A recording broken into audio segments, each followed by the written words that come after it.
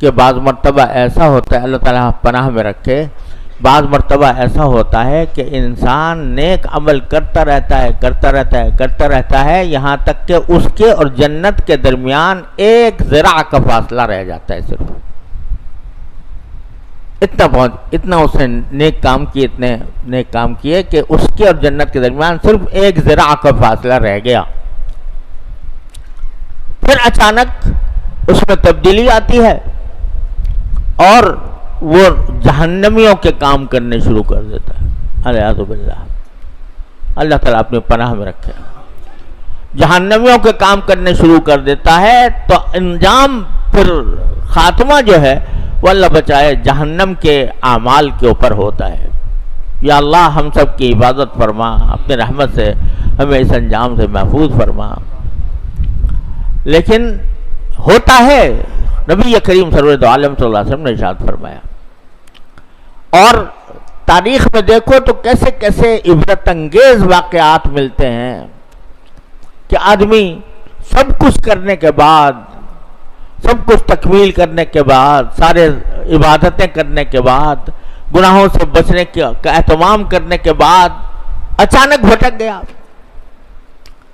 میرے والد ماجد قدس اللہ تعالیٰ سرہ، اللہ تعالیٰ ان کے درجات بلند فرمائے، انہوں نے ایک چھوٹا سا ایک رسالہ ہے حضرت کا، درس عبرت کے نام سے.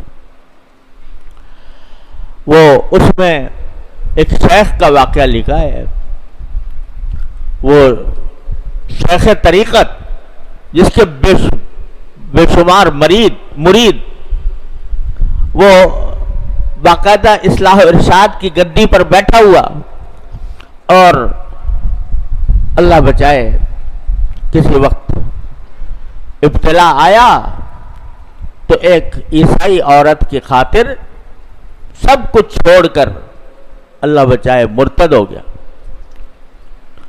اور مرتد ہو کر سور چرانے کے اوپر لگ گیا اس عورت کی وجہ سے. وہ تو اللہ تعالیٰ کا کرم تھا کہ کچھ نیک بندے اس کی حلقہ ارادت میں تھے، انہوں نے یہ حالت دیکھی تو دعائیں کی، اللہ تعالیٰ سے روئے گڑ گڑائے، تو پھر اللہ نے واپس کر دیا. لیکن ایک شیخ طریقت بھی کس طرح غلط راستے پر پڑ سکتا ہے، اس کا بڑا عبرت والا واقعہ حضرت والا نے ذکر کیا ہے درس عبرت میں. تو یہ محض ایک مفروضہ نہیں ہے، واقعات بھی ہیں کہ آدمی کا دل بدل جاتا ہے، دل میں ٹیڑھ پیدا ہو جاتی ہے عمل کی راستے میں.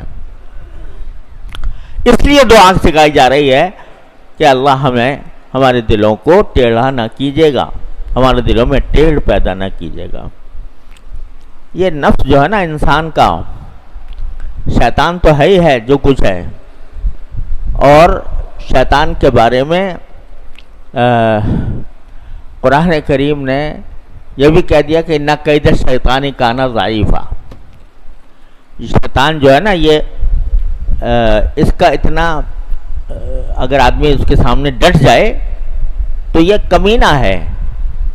کمینہ آدمی کی خاصیت یہ ہوتی ہے کہ اگر کوئی آدمی اس کے سامنے ڈھیلا پڑ جائے تو وہ شیر ہو جاتا ہے، اور اگر کوئی اس کے سامنے ڈٹ جائے تو بس وہ ڈھیر ہو جاتا ہے. اذا انت اکرمت الکریم ملکتہ وان انت اکرمت اللئیم تمردا. وہ کیفیت ہے شیطان کی. تو قرآن کہتا ہے ان کید الشیطان کان ضعیفا. لیکن خود ہمارے اندر ایک شیطان بیٹھا ہوا ہے، وہ ہے نفس امارہ. ان نفس لامارۃ بالسوء. یہ بڑی خطرناک چیز ہے. اس کو حالانکہ تربیت کی گئی اس کی، اور مشقتیں برداشت کر کے اس کو عادی بنایا گیا کہ یہ غلط کاموں کی طرف نہ لے جائے. گناہوں سے پرہیز کرنے کی اس کو مشق کرائی گئی، اور اس کے لیے اپنے آپ پر زبردستی کرنے کا اہتمام کیا گیا. تو ذرا مشق اور محنت کے بعد یہ ذرا یہ قابو آ جاتا ہے.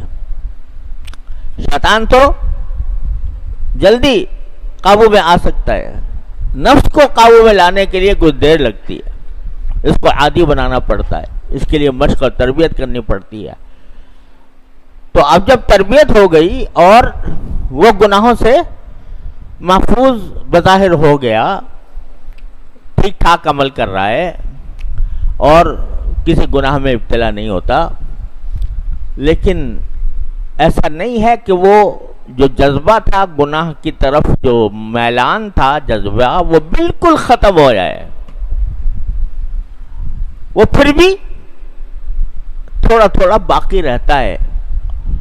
और जरा उसको गफलत मिले तो उसमें वो फिर अचानक कोई फितना खड़ा कर देता है। तो इसलिए ये दुआ तलकीन की गई कि या अल्लाह हमारे दिलों में टेढ़ पैदा ना कीजिएगा, टेढ़ पैदा ना कीजिए, अमल में टेढ़ पैदा